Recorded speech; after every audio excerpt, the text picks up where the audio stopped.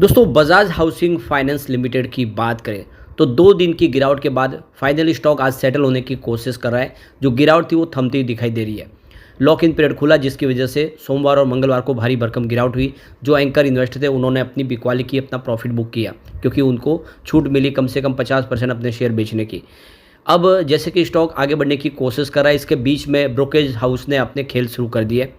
अब ambit capital ने इसका एक ज़बरदस्त गिरावट के साथ सेल का टारगेट दे दिया है, यानी स्टॉक उनके हिसाब से 100 से भी नीचे जा सकता है।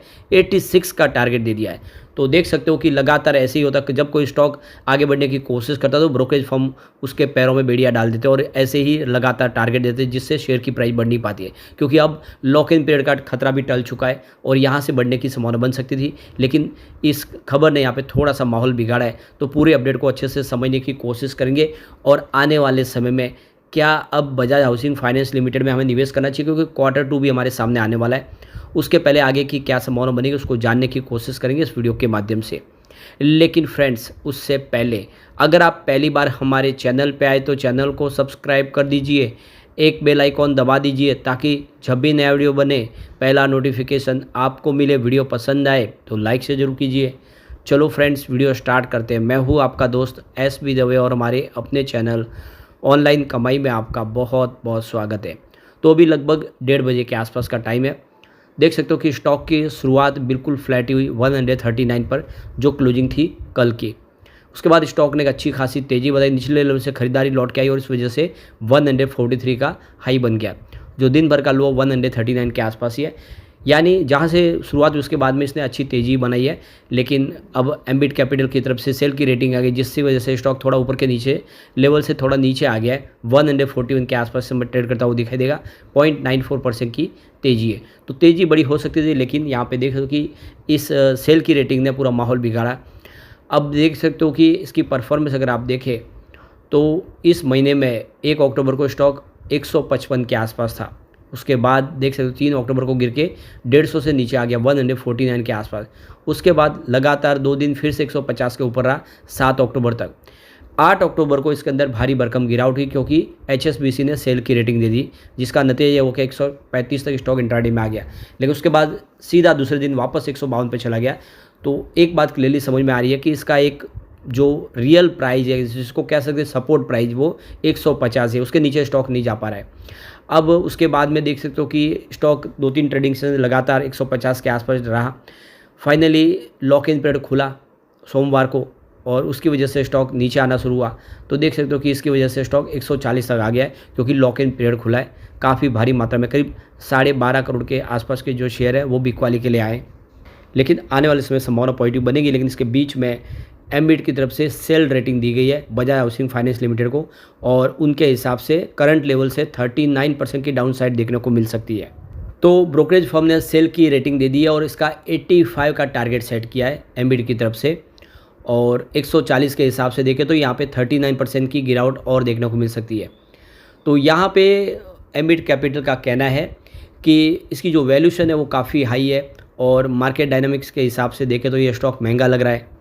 तो यहाँ पे एम्बिट कैपिटल की तरफ से हाईलाइट किया गया है कि जो करंट वैल्यूशन है वो इस समय देख सकते हो कि 2x है इसकी, जो इंडस्ट्रीज ग्रोथ रेट के हिसाब से। तो उनके हिसाब से इस समय वैल्यूशन भी डबल है। तो यहाँ पे एम्बिट कैपिटल का कहना है कि होम लोन सेगमेंट की इंडस्ट्रीज है वो, उसमें देख लो कि जो बैंकों का सबसे बड़ा वर्चस्व है। आप देखें तो लोग होम लोन लेने के लिए बैंक की तरफ जाते हैं, न कि NBFC की तरफ से।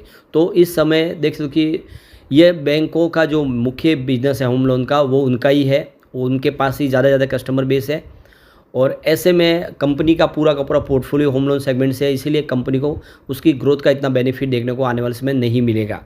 और बहुत सारे ऑलरेडी पहले से कंपटीटर है जो काफ़ी कम प्राइस में शेयरों की प्राइस है। तो यहाँ पे एम्बिट ने जो रिपोर्ट जारी किया उसमें बजाज हाउसिंग फाइनेंस लिमिटेड का करंट वैल्यूशन इसमें बताया कि 5.2x है फाइनेंशियल 26 ई बुक के वैल्यू के हिसाब से, और ये 104% प्रीमियम पे है दूसरी पेयर कंपनियों की तुलना में। तो कुल मिला के एम्बिट का कहना है कि शेयर की प्राइस नीचे आएगी, स्टॉक बहुत महंगा है।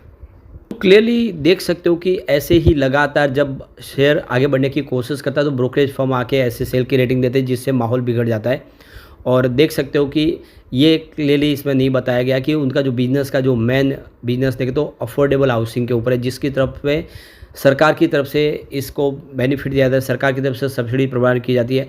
और अगर वो उनका जो टाइप है अगर सरकारी कंपनी के साथ में, तो जो होम लोन सेगमेंट में कस्टमर है उनके पास आएंगे ही। अफोर्डेबल हाउसिंग में दूसरी कंपनियां काफ़ी कम है, तो इसका फ़ायदा भी कंपनी को मिलता है। और वैसे भी अगर आप देखें तो बजाज ग्रुप की एक कंपनी है और शेयर की प्राइस लगातार ऐसे बढ़ती है। जब किसी कंपनी के अंदर मजबूत कारोबार होता है, रिजल्ट अच्छे होते हैं, तो शेयर की प्राइस भी बढ़ती है, उसको कोई रोक नहीं सकता।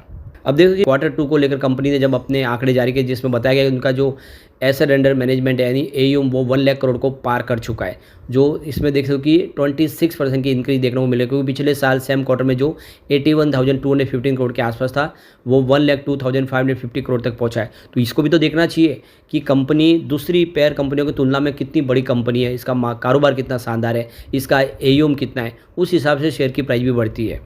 पिछले 2 क्वार्टर में भी देखें तो AUM में 5,480 करोड़ की वृद्धि हुई देखने को मिली है।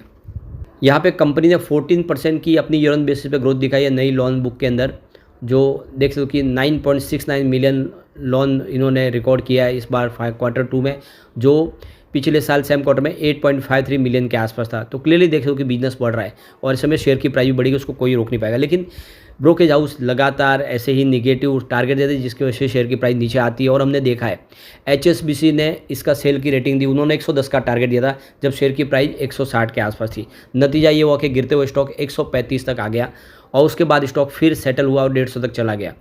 तो एक तरह से देखें तो भले ही ब्रोकेज हाउस कुछ भी कहे, कुछ भी टारगेट दे, लेकिन इसकी रियल वैल्यू 150 के नीचे नहीं है और आने वाले समय इसमें एक पॉजिटिव संभावना बनेगी, स्टॉक दौड़ेगा जरूर। अब जो नीचे आया स्टॉक इस समय, तो उसके पीछे लॉक इन पीरियड का खुलना है और आप देख सकते हो कि लॉक इन पीरियड में बहुत सारे जो शेयर है वो बिकवाली के लिए आए। करीब 126 मिलियन शेयर फ्री हो चुके हैं सोमवार से ही लॉक इन पीरियड के अंदर से। तो ऐसे में वो उनमें उन्होंने अपनी प्रॉफिट बुकिंग की, जिसकी वजह से शेयर की प्राइस नीचे आई। अब दूसरा लॉक इन पीरियड जो खुलने वाला है वो 12 दिसंबर 2024 को खुलेगा। अभी उसमें समय है 2 महीने का, तो देख सकते हो कि वो दूसरे 126 मिलियन शेयर आ सकते हैं। तब तक शेयर की प्राइस आगे आराम से बढ़ सकती है, इसके पास काफ़ी समय है। तो चिंता की कोई बात नहीं, कंपनी का बिजनेस देख के दाव लगाया जा सकता है इसमें। अब जैसे कि कंपनी का अब Q2 का रिजल्ट हमारे सामने आने वाला है, रिजल्ट की क्या संभावना बनेगी, इसके पहले हम पिछले 2 साल के रिजल्ट को एक बार समझ लेते हैं। तो सबसे पहले बात कर ले रिवेन्यू की। मार्च 2023 में 5,665 करोड़ के आसपास रिवेन्यू था, जो मार्च 2024 में बढ़ के 7,618 करोड़ तक पहुंच गया।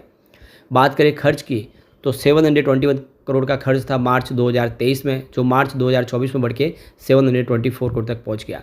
तो जिस हिसाब से रेवेन्यू बढ़ा उतना उसके सामने खर्च उतना नहीं बढ़ा। ये भी एक अच्छी जीत है कंपनी की कि खर्च में मामूली सी हल्की सी बढ़त हुई है, लेकिन रेवेन्यू में ज़बरदस्त बढ़त हुई है। अब ऑपरेटिंग प्रॉफिट की बात कर ले तो 4,944 करोड़ के आसपास था मार्च 2023 में, जो मार्च 2024 में बढ़ के 6,893 करोड़ तक पहुंच गया है। ज़बरदस्त जंप है पिछले एक साल में ऑपरेटिंग प्रॉफिट में। ऑपरेटिंग प्रॉफिट मार्जिन देख सकते हो 87% के आसपास था मार्च 2023 में, जो मार्च 2024 में सीधा 90% तक पहुंच गया। अदर इनकम 1 करोड़ के आसपास थी मार्च 2023 में, और मार्च 2024 में अदर इनकम नहीं थी कंपनी की। अब यहाँ पे अगर हम प्रॉफिट बिफोर टैक्स की बात कर ले तो 1,700 करोड़ के आसपास था मार्च 2023 में, जो मार्च 2024 में बढ़ के 2,161 करोड़ तक पहुंच गया। तो काफ़ी बेहतर रहा प्रॉफिट बिफोर टैक्स में। इसके अलावा अगर आप देखें तो नेट प्रॉफिट की बात करें तो 1,258 करोड़ के आसपास रहा नेट प्रॉफिट मार्च 2023 में, जो मार्च 2024 में 1,731 करोड़ तक पहुंच गया। तो काफ़ी अच्छी वृद्धि हुई है। आप देखिए सालाना दर पर कंपनी का बिजनेस बहुत अच्छा है, प्रॉफिट बढ़ रहा है, रेवेन्यू बढ़ रहा है और EPS भी बढ़ा है। देख लो कि 2 रुपीज़ था मार्च 2023 में, जो मार्च 2024 में 3 रुपीज़ हो गया। क्लियरली दिख रहा है कि कंपनी का बिजनेस काफ़ी शानदार है। कंपनी की टोटल लाइबिलिटीज़ की बात करें मार्च 2023 में 54,151 करोड़ के आसपास थी, जो मार्च 2024 में 69,594 करोड़ के आसपास आई। यहाँ पे कंपनी के टोटल अगर हम एसेट की बात कर ले तो 64,654 करोड़ के आसपास था मार्च 2023 में, जो मार्च 2024 में बढ़ के 81,827 करोड़ तक पहुँच गया। इसके अलावा कंपनी के नेट कैश फ्लो की बात करें तो मार्च 2023 में -313 करोड़ था, निगेटिव कैश फ्लो था, जो मार्च 2024 में घट के मात्र 30 करोड़ निगेटिव कैश फ्लो रह गया है। तो ये क्लियरली सारे सिग्नल है कि आने वाले समय स्टॉक बेहतर करेगा और लॉन्ग टर्म इन्वेस्टर के लिए अच्छा मौका है, क्योंकि फिर से स्टॉक इस लेवल पे देखने की संभावना हमें काफ़ी कम दिखाई देती है। भले ही ब्रोकेज हाउस कुछ भी कहे, हो सकता है एक बार थोड़ी शॉर्ट टर्म में गिरावट हो, तो ये एक अच्छा मौका होगा उनके लिए जिनको आईपीओ में शेयर नहीं मिले। लेकिन फ्रेंड्स, कोई भी इन्वेस्टमेंट करने से पहले अपने फाइनेंशियल एडवाइजर से एडवाइस ले ले या अपना खुद का रिसर्च करें, क्योंकि मैंने वीडियो आपके एजुकेशनल पर्पज़ के लिए ही बनाए। वीडियो पसंद आए तो लाइक से जरूर कीजिए और चैनल को सब्सक्राइब कर दीजिए। Thank you friends.